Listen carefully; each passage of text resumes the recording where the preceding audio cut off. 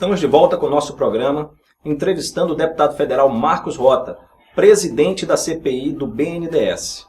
Deputado, há alguns meses atrás, o Congresso Nacional estava em amplo debate sobre a reforma política. Na sua opinião, o que aconteceu com a reforma política? Ela aconteceu de verdade? Eu acho que foi um grande fiasco, né, Paulo? Porque ela veio definhando com o passar dos dias. Nós começamos e iniciamos um processo, até dentro da bancada do PMDB, 67 parlamentares, quase que unânime. Né? Eu pego o exemplo da nossa bancada para mostrar o que aconteceu, o efeito que isso ocasionou também nas outras bancadas. O que nós defendíamos quase que de forma unânime como fim da reeleição, voto distritão, que eu acho que é o princípio mais democrático, onde os mais votados entram, né? E outros pontos acabaram se desfazendo. Né? Nós fomos para o plenário, a nossa bancada já dividida, outras bancadas divididas, mas eu acho que o que contribuiu mesmo para que nós não tivéssemos uma reforma política robusta como nós esperávamos é a questão daqueles que estão acomodados num processo que para eles está muito bom. Isso quer dizer o quê? Que tem parlamentar que está há 5, 6, 7, 8 mandatos dentro da Câmara dos Deputados que vem se elegendo nas regras atuais. E eles se sentiram tanto quanto ameaçados em mudar um jogo que está servindo a eles muito bem. Então, por que eu vou mudar uma regra que eu estou ganhando eleição com ela, que eu estou me beneficiando dessa regra? Então, eu acho que esse foi o principal ponto, né, para que a reforma política que era necessária, ela acabasse não acontecendo. Né? O comodismo de muitos parlamentares fez com que isso não viesse à tona. E eu fiquei muito desiludido. Eu fiz até um pronunciamento, usei a tribuna, para falar da minha decepção, porque eu passei 16 anos como deputado estadual defendendo uma reforma política. Né? E quando você tem a oportunidade de mostrar que você quer e deseja fazer mudanças, infelizmente você acaba esbarrando nessas questões que não são nada democráticas, inclusive. De todas essas mudanças aí que foram propostas, houve pelo menos uma que o senhor considera que seja importante para a população brasileira, pela luta contra a corrupção, para tentar fazer com que a população fique mais feliz com algum acontecimento político? Eu acho que o bom, que não foi 100%, mas talvez uns 60%, 70%, foi acabar com a reeleição. Né? O meu princípio era de que os mandatos seriam de 5 anos, né, tempo suficiente para você desenvolver a sua política, sem reeleição. Né? A Câmara recuou nesse posicionamento. Nós acabamos com a reeleição, mas continua-se com o mandato de 4 anos, o que é muito ruim. Né? Eu acho que essa questão de ter eleição a cada 2 anos no Brasil, você acaba engessando muito mais caro os estados e os municípios. É verdade. Você gasta bilhões e bilhões de reais. E não dá para a gente ter uma eleição a cada 2 anos, né, Paulo?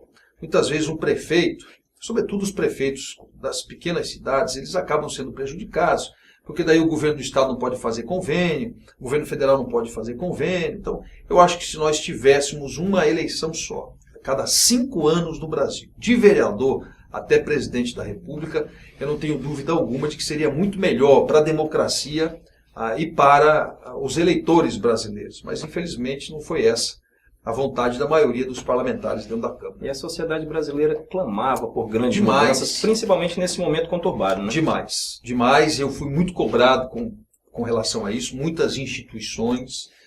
Várias vezes eu me reuni, principalmente com a Ordem dos Advogados do Brasil, né, que fez inclusive um manifesto público a respeito da necessidade que nós tínhamos de fazer uma grande e ampla reforma política. Eu acho que a Câmara dos Deputados perdeu uma grande oportunidade de se mostrar voz corrente, par e passo com a vontade popular. Eu acho que a Câmara não conseguiu traduzir a vontade popular para dentro da Câmara e acabou prevalecendo as questões individuais. Por isso a reforma não avançou.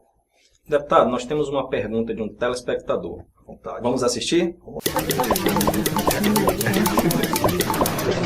Olá, Paulo. Olá, deputado Marcos Rota. A minha pergunta para o deputado é a seguinte. Deputado, eu fiquei sabendo que o senhor tem medo de avião, hein? Então, eu queria saber como está sendo essa sua vida de deputado federal tendo que ir e voltar de Brasília todas as semanas. Está sendo um desafio para o senhor? Um abraço e muito sucesso para vocês. Muito bem, obrigado ao Wagner pela forma carinhosa da pergunta, e ele foi num ponto muito nevrálgico. É verdade. Todo mundo sabe, né? Eu não gosto de voar, nem só eu, mas vários outros políticos, como o ex-governador Omar Aziz, também não suporta muito avião. Mas a gente acaba não se acostumando, mas tendo que conviver com aquela rotina, né? Eu estou indo a Brasília todas as segundas-feiras, retorno a Brasília, a Manaus nas quintas-feiras à noite, mas a gente acaba tendo que conviver, né? É aquela história de segurar na mão de Deus e ir, né? Eu tive muito mais medo do que eu tenho hoje. Eu ainda continuo tendo muito receio do avião, mas a gente vai se acostumando. Eu acho que faz parte de um trabalho que eu me predispus a realizar, que era ser deputado federal. Então, eu sabia já que eu ia ter que enfrentar essa maratona. Não ia ser fácil, como não está sendo fácil, né? Mas a gente vai superar, se Deus quiser. Não é fácil em aeronaves de grandes linhas. E como é que era no Amazonas, aqui como deputado estadual, tendo que visitar as bases eleitorais, ir lá na CPI da telefonia? Olha, na CPI da telefonia talvez tenha sido o pior momento. Porque nós viajamos de jato, nós viajamos de monomotor, de bimotor, nós viajamos de caravan, nós viajamos de todas as aeronaves possíveis. Ali, realmente, eu senti alguns calafrios, né? Mas era uma missão, né, Paulo? A gente precisava ir a municípios muito longínquos, que às vezes não tinham um aeroporto preparado para receber uma aeronave de maior porte. Então, fui eu, o deputado Adjuto Afonso, o deputado Marcelo Ramos, o deputado Sidney Leite, fomos os incumbidos dessa missão, né? Mas, graças a Deus, deu tudo certo, nós conseguimos cumprir também com o nosso papel, que era produzir uma CPI de resultado. Muito bem. Deputado, você é o presidente da CPI do BNDES, que tem como objetivo apurar os financiamentos feitos por empresas, inclusive as investigadas na Operação Lava Jato. Eu pergunto para você, como está o andamento desta CPI? Bom, primeiro que eu queria muito agradecer ao meu partido, né, ao PMDB, porque não é fácil, Paulo. Recém-chegado à Câmara dos Deputados, já consegui ser vice-líder do nosso partido, são 67 parlamentares. Nós, o PMDB, lidera o maior bloco de partidos da Câmara dos Deputados. E agora, escolhido pela liderança do meu partido, pelo líder Leonardo Pisciani, para ser o presidente dessa CPI. É uma CPI extremamente importante, talvez seja a CPI mais importante do segundo semestre da Câmara dos Deputados, porque nós estamos falando de uma instituição que tem mais de 60 anos, né, de atividades no país, é uma instituição que já prestou grande serviço, continua prestando grande serviço. Agora, como toda instituição pública, esta carecia um pouco mais de transparência nos seus financiamentos, na sua relação, né, sobretudo com países como Cuba, como Angola e como a Venezuela, que foram exatamente esses países, esses contratos que originaram a CPI, investigar possíveis irregularidades nesses contratos. Agora, nós estamos numa posição de equilíbrio da CPI, né? Quando o meu líder me chamou, disse, olha, nós temos percebido que você é uma pessoa extremamente equilibrada, né, que tem bom senso, que tem visão dos acontecimentos.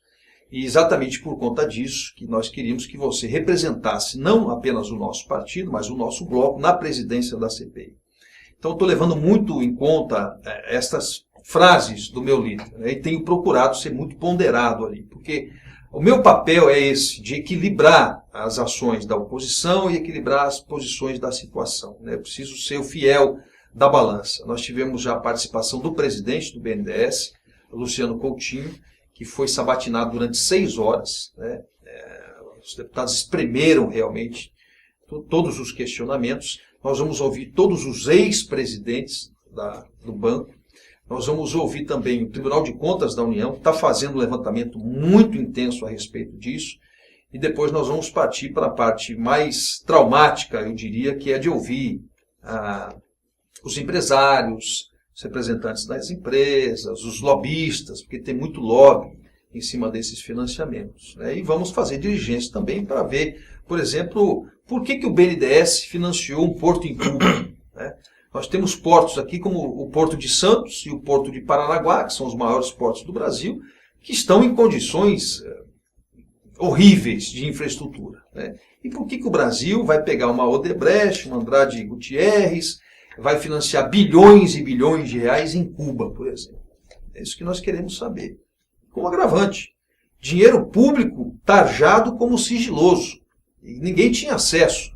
O Tribunal de Contas da União teve que entrar com ações, a sociedade teve que ficar sabendo disso, houve pressão política de todos os lados para que o Banco Brasileiro, que trabalha com o dinheiro do povo brasileiro, pudesse aclarar os motivos, as taxas de juros, os subsídios que foram levados para países como esse que eu citei e vários outros para a África também. Não temos nada contra ajudar os países, mas eu acho que primeiro nós precisamos melhorar a nossa infraestrutura. Eu quero desejar muito boa sorte nessa CPI para o senhor. Precisar. Vai precisar. O país está precisando um pouco de maturidade dos políticos. Verdade. E nós temos aqui no Amazonas um deputado federal como o senhor e nós temos essa sensação de credibilidade da sua parte. O que depender de mim, eu já disse. Eu vou tentar aclarar o que aconteceu. A minha vontade é de ligar esse interruptor, né? Ligar estes fios aí para que a gente possa passar o BNDES a limpo e contribuir, né, Paulo? Eu acho que o papel da CPI não é só de denunciar ou de investigar, mas é também o de propor melhorias para que a gente possa fortalecer ainda mais uma instituição importantíssima como é o BNDES. Deputado, na semana passada, nós ouvimos rumores da volta da CPMF. Isso causa calafrio nos brasileiros. Mais impostos, mais tributos, né? Em um momento de crise no Brasil, não é fácil. Eu queria que o senhor pudesse me responder a sua opinião sobre a volta da CPMF logo a seguir. Não saia daí, o programa Fala Sério volta já já.